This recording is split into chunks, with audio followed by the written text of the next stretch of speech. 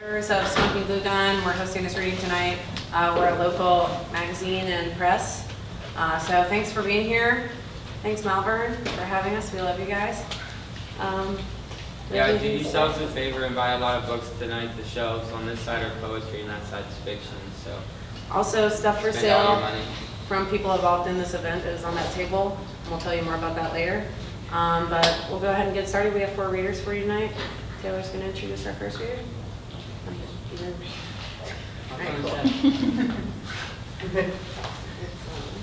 Yeah, I'm really excited. Our first reader tonight is Marlon Hedrick.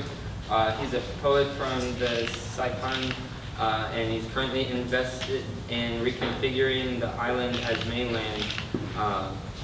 Check out the poems that we just published in Smoking Glue Gun. They're really, really awesome. Really excited. Thanks a lot, Marlon.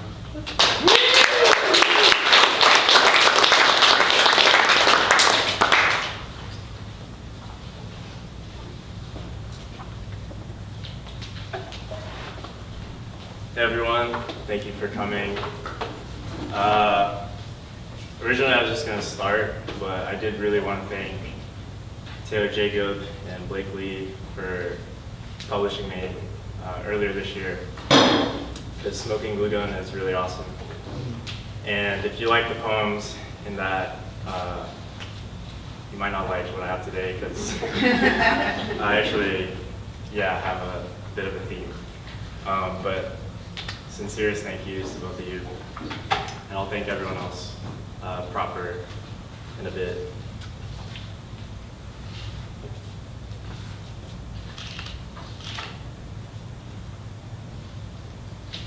Home, 7,000 miles away, where the ghosts of my ancestors lay. One day I'll be on a plane on the way back, but until then I gotta draw from my past. Yeah, draw from my past, but do I remember what you look like? Will I even see your resemblance? Will all the places I know be gone? Do my people even need me like I need them? What's the first thing I should do when I'm there? What's the move? Should I visit my old apartment out in Dan where it all started? Or go to Townhouse for the latest bargains? Should I see if the tether ball post is still there? Or go to the beach and chill there? Reminisce I used to live there. It's been too damn long since I've been there.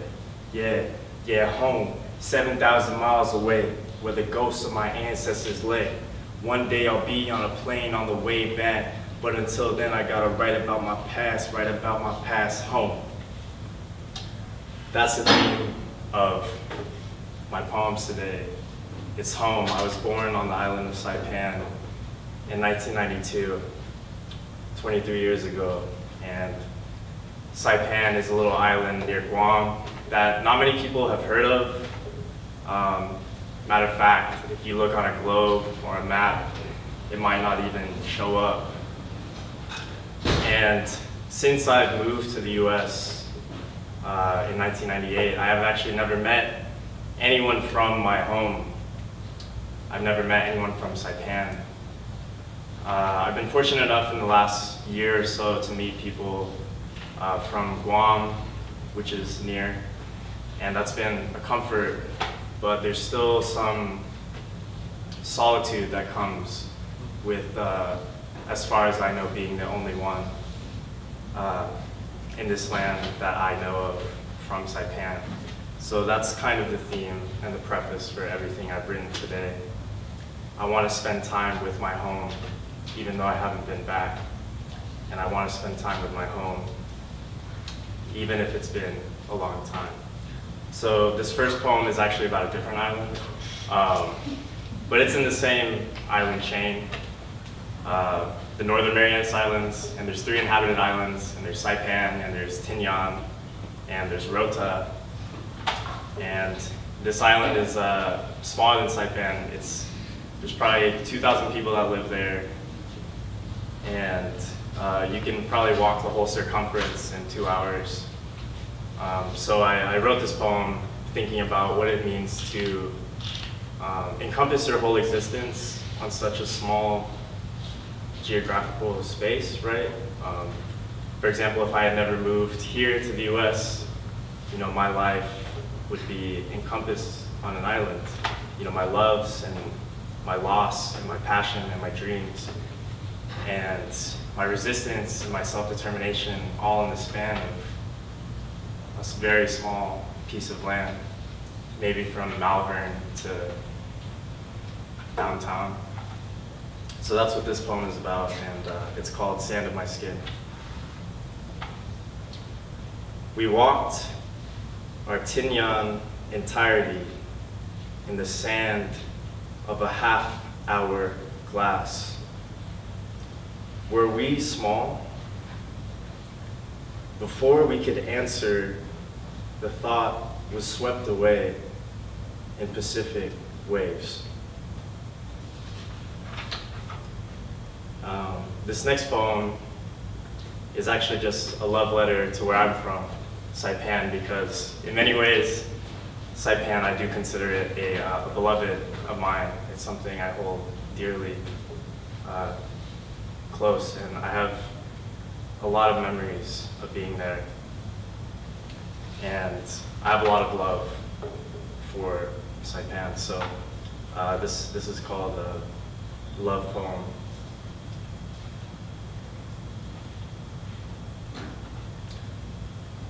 Watching you erupt like Pinatubo, your back crescent like Lau Lau Bay.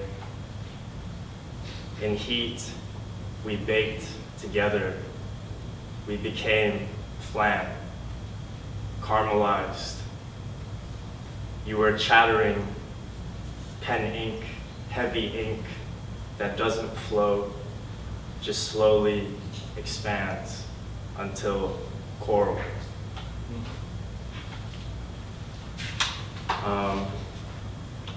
Yeah, I realized that most of my poems are like 15 to 30 words, so it's not really conducive to reading.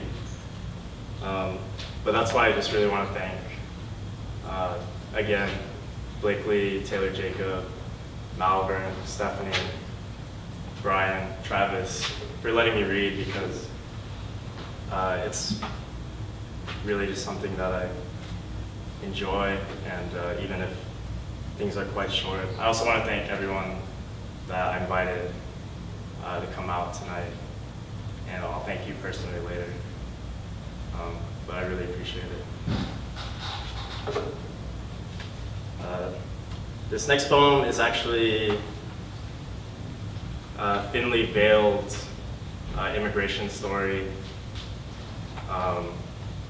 In school, I was an Asian American Studies major, and I thought a lot about history.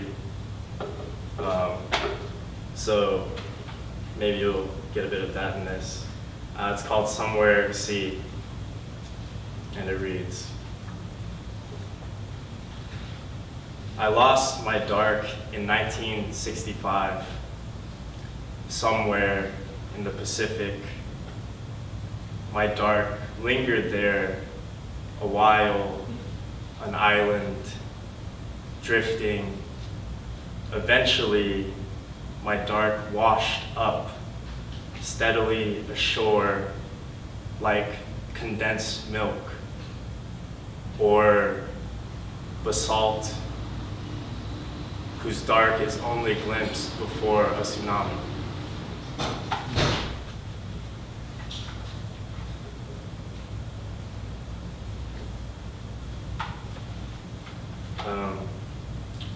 Unfortunately, in the last month, I've had to go through experiencing the loss of my grandmother, as well as the loss of a friend of mine.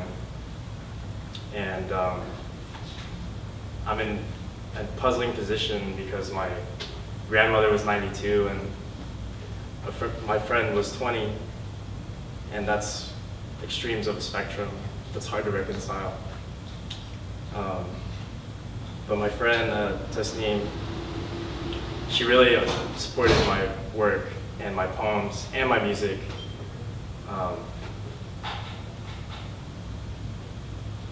Since I began, really. And I really wish that she were here. My grandmother, she's great. my favorite memory of her was actually in Manila in the Philippines, and she would catch dragonflies with her bare hands. And I suppose back then she was in her 60s or 70s, but she was quite spry. And from a standing position, she would just snatch them off the ground. That's really it. But I guess in some ways she was my first action star. You know. So this poem is for her. Actually, it's about her. That'll come into play later. It's untitled, but it's about her. You began whole like the sun,